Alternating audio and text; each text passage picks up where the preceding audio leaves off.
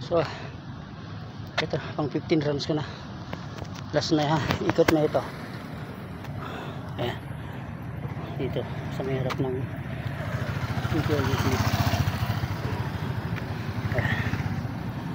maraming nakaparking ng masakyan kasi Saturday ngayon. Ikot pa ako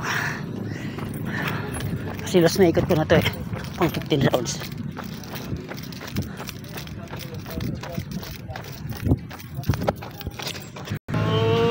Yan, tapos na ako. Bukas ulit, bali pang 5th day ko ngayon, another 15 rounds dito sa may harap ng City Hall, sa may park mismo. May maraming tao basta ganitong Saturday. So bukas ulit mga kasama. Salamat.